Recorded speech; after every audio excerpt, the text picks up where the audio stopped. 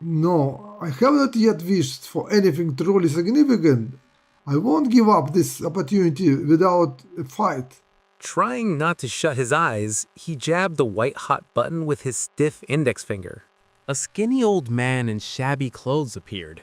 In his hand, he held something like a brightly painted Easter egg. He threw it on the floor.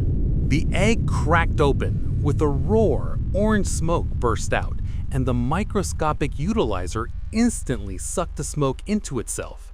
Then, heavy, dense clouds of smoke shot upward, nearly suffocating Collins, while the utilizer began to regain its former shape. Soon, it reached its normal size and appeared completely undamaged. The old man gave a curt nod. We work the old-fashioned way, but we do it properly. He nodded again and vanished. Once more, it seemed to Collins that an angry shout echoed faintly from somewhere far away. Shocked and exhausted, he sank to the floor in front of the machine. His burned finger throbbed and burned. Heal me. Collins muttered with parched lips and pressed the button with his uninjured hand. The utilizer hummed louder, then fell silent. The pain subsided. Collins looked at his finger and saw that not a trace of the burn remained, not even the faintest scar. Collins poured himself a generous portion of brandy and without delay went to bed. That night, he dreamed of a giant letter A chasing him, but upon waking, he forgot the dream. A week passed and Collins realized that he had acted very rashly by building his house in the forest. To protect himself from gawkers, he had to demand an entire platoon of soldiers as guards, while hunters were determined at all costs to set up camp in his English park. Moreover, the Department of State Revenues began showing lively interest in his income. And most importantly, Collins discovered that he did not love nature all that much. Birds and squirrels were, of course, extremely charming, but you couldn't really talk to them. And trees, though very beautiful, made poor drinking companions. Collins decided that he was a city man at heart. Therefore, with the help of the rigging company Poukh and Minail, the construction firm Maxime Ulf, the instant travel bureau Yakton, and large sums of money discreetly handed to the right people, Collins relocated to a small republic in the central part of the American continent. Since the climate there was warmer and there was no income tax at all, he built himself a large, flamboyantly luxurious palace equipped with all necessary accessories: air conditioners, stables, kennels, peacocks, servants, mechanics, guards, musicians, a ballet troupe. In short, everything that every palace ought to possess.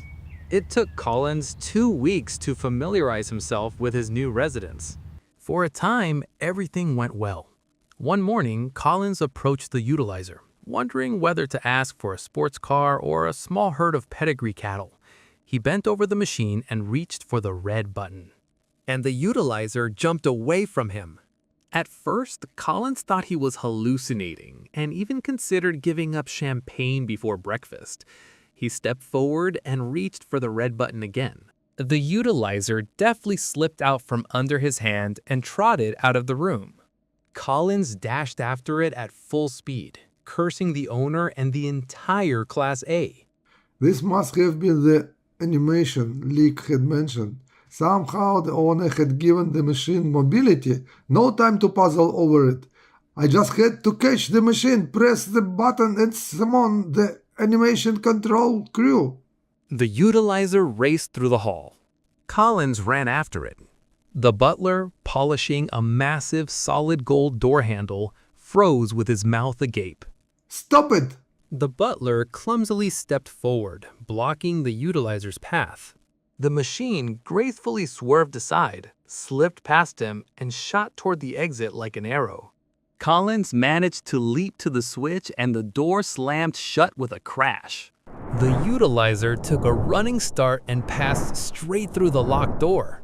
Outside, it tripped over a garden hose, but quickly regained its balance and headed toward the fence and into the field. Collins raced after it. If only I could get close enough. The utilizer suddenly jumped upward. For several seconds, it hung in the air, and then The utilizer fell to the ground. Collins lunged for the button. The utilizer dodged, ran, and jumped again. It hovered about 20 feet above Collins's head. Then it shot straight up even higher and stopped. The utilizer spun wildly like a top and fell again. Collins grew frightened. What if the utilizer jumped a third time, disappeared upward completely, and never came back? Collins fainted, then deftly pressed the button. The utilizer failed to dodge. Animation control! A faint explosion sounded, and the utilizer obediently froze.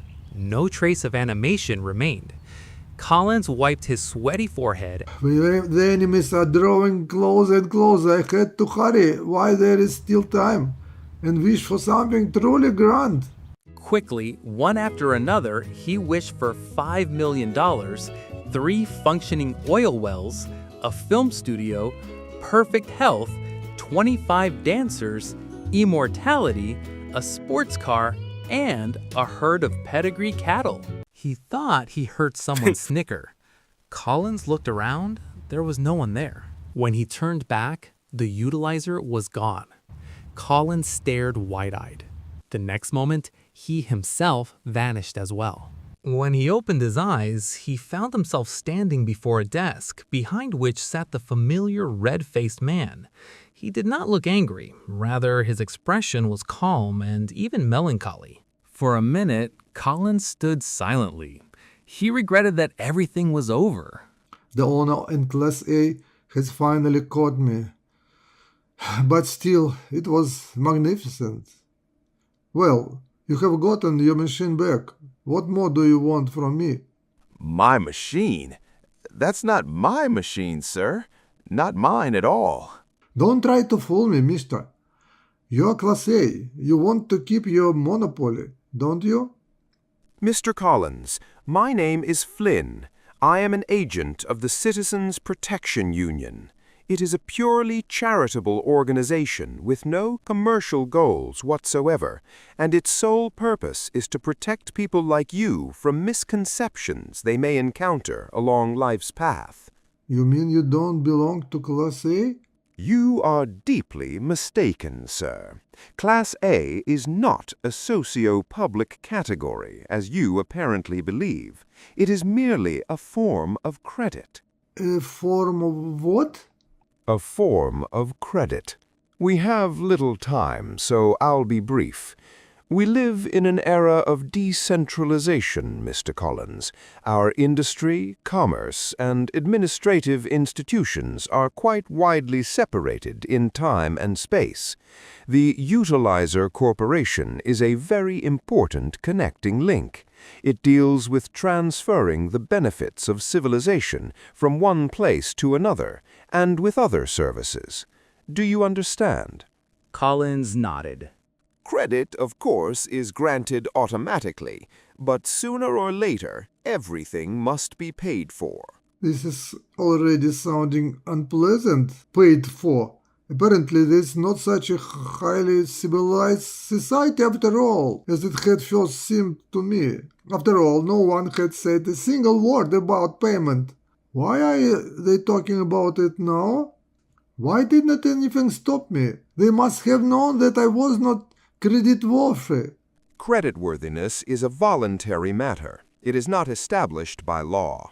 In a civilized world, every individual is granted the right to decide for himself. I am very sorry, sir. Please take a look at this bill and tell me whether everything is in order.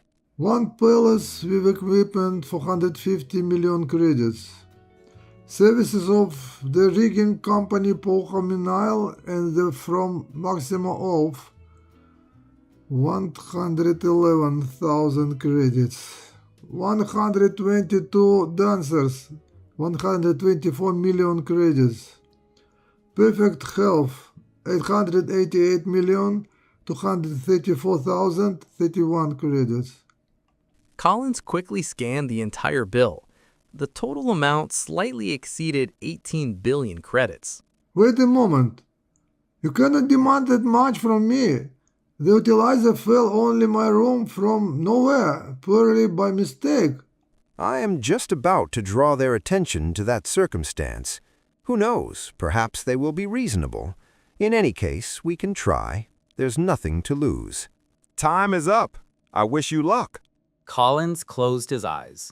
When he opened them again, a bleak plain stretched out before him, encircled by a rocky mountain ridge. An icy wind lashed at his face in sudden gusts. The sky was steel gray.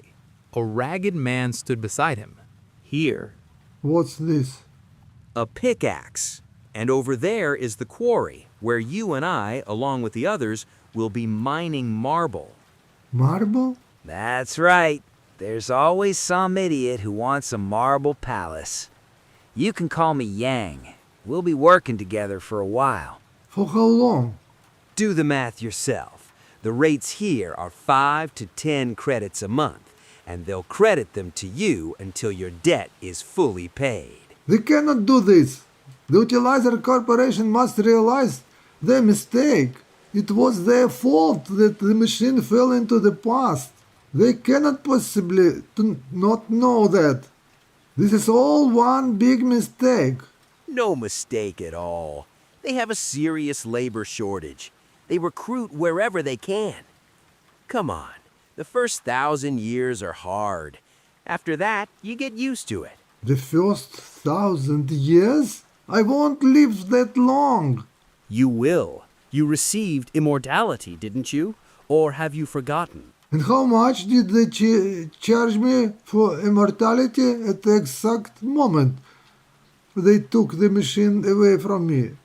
Or did they add immortality to the bill later? Strange, immortality did not seem to be listed at all on the bill. Flying showed me. So how much did they charge me for immortality? Don't play dumb, pal. It's about time you figured something out. Obviously, that's what they give away for free.